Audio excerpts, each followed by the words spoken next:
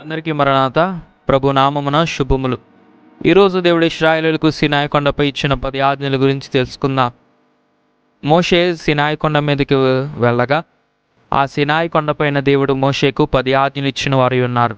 40 దినాలు ఆ సినాయి కొండ మీద మోషే ఉన్నాడు. ఆహారం తినలేదు, నిద్రపోలేదు, నీరు తాకలేదు. 40 దినాలు దేవుని మహిమను పొందుతూ ఆ సినాయి కొండ మీద దైవ ధ్యానములో ఉన్నవాడు ఉన్నాడు. కొండ మీద ఉన్న మోషేకు దేవుడు 10 ఆజ్ఞలు ఇచ్చిన వారు ఉన్నారు. ఆ 10 ఆజ్ఞలు ఏంటో ఈరోజు మనం చూద్దాం. మొట్టమొదటిగా చూసినట్లయితే, నీ దేవుడిని యెహోవాను నేనే అని దేవుడు సెలవిచ్చాడు. ఇక ఏ విగ్రహాలను నువ్వు చేసుకోకూడదు, వాటిని పూజించకూడదు, వాటికి సాగిలో పడకూడదు, వాటిని ఆరాధించకూడదు అని దేవుడు చెప్పాడు. విగ్రహాలను తయారు చేసి వాటిని పూజించరాదు. దేవుడు ఆత్మ గనుక ఆయనను చేతులతో రూపకల్పన చేయలేము. ఆధ్యాత్మికమైన నిజమైన భక్తి అవసరము, విగ్రహాలు కాదు అని దేవుడు మొదటి ఆజ్ఞను, రెండవ ఆజ్ఞను ఇచ్చిన వారు ఉన్నారు. మూడవ ఆజ్ఞ మనం చూసినట్లయితే, యెహోవా నామాన్ని వ్యర్థముగా పిలవద్దు. యెహోవా నామము పవిత్రమైనది. దానిని తేలికగా, అబద్ధంగా, అసభ్యంగా వాడటం దేవునికి అవమానం. దేవుని నామాన్ని గౌరవంగా, శ్రద్ధగా ఉపయోగించాలి. నాలుగవ ఆజ్ఞ, విశ్రాంతి దినమున పరిశుద్ధముగా ఆచరించాలి.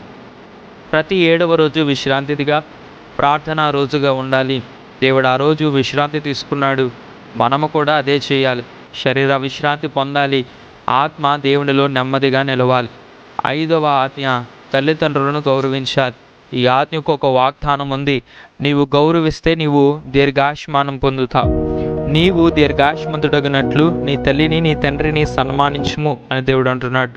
కుటుంబ గౌరవము దేవునికి ముఖ్యమైనది. ఆ తల్లిదండ్రుల గౌరవము జీవన బాటను నిలిపే శక్తి ఉంది. 6వదిగా, హత్య చేయొద్దు. నరహత్య చేయొద్దు అని దేవుడు చెప్తున్నాడు.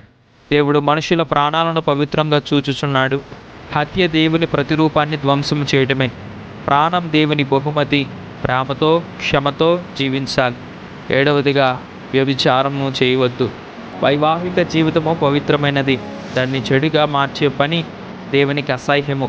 పవిత్రతే దేవునికి నచ్చే జీవితము. విశ్వాసత ద్వారా దేవునికి గౌరవం ఇస్తాం. 8వదిగా, దొంగతనం చేయవద్దు. ఇతరుల ఆస్తిని గౌరవించాలి. దొంగతనము అనేది అవిశ్వాసానికి సంకేతం. న్యాయం, నిజాయితీ ఒక సమాజాన్ని నిర్మిస్తుంది. 9వదిగా, అబద్ధ సాక్ష్యము పలుకవద్దు. న్యాయములో అబద్ధం చెడు ఫలితాలను తెస్తుంది. దేవుడు నిజాయితీకి మద్దతు ఇస్తాడు. నిజాయితీ దేవునికి ప్రియమైనది. అబద్ధం మన బలహీనతను చూపుతుంది. 10వదిగా, ఇతరుల ఆస్తిపై ఆశపడవద్దు. ఇతరులు దేనిపై ఆశపడడం మనసులో ఉండే అపవిత్రతను చూపిస్తుంది. దేవుడు మన హృదయాన్ని చూస్తాడు. తృప్తి మరియు కృతజ్ఞతే శాంతి జీవితము.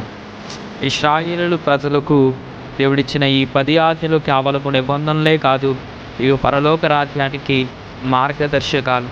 ఇవి మన జీవితాన్ని పరిశుద్ధముగా, సమాజాన్ని న్యాయంగా మార్చే శక్తివంతమైన వాక్యాలు. దేవుడు మన హృదయాలను పరిశుద్ధముగా, విశ్వాసంగా, నైతికంగా ఉంచాలని కోరుకుంటాడు. ఈ ఆజ్ఞలు పరిపూర్ణత అయిన యేసుక్రీస్తులో మనకు కృప కలిగింది. మనం ప్రేమతో జీవించినప్పుడు దేవుని ఆజ్ఞను నెరవేర్చిన వారమవుతాం. ప్రేమలో నడవండి, పరిశుద్ధతలో జీవించండి, దేవుని వాక్యాన్ని గౌరవించండి. ఇది కేవలం చట్టం కాదు, ఇది దేవునితో జీవితమైన సంబంధానికి పిలుపు. దేవుడు ఈ కొద్ది మాటలు మన హృదయంలో భద్రపరిచి ఫలింపజేయునుగాక. ఆమేన్.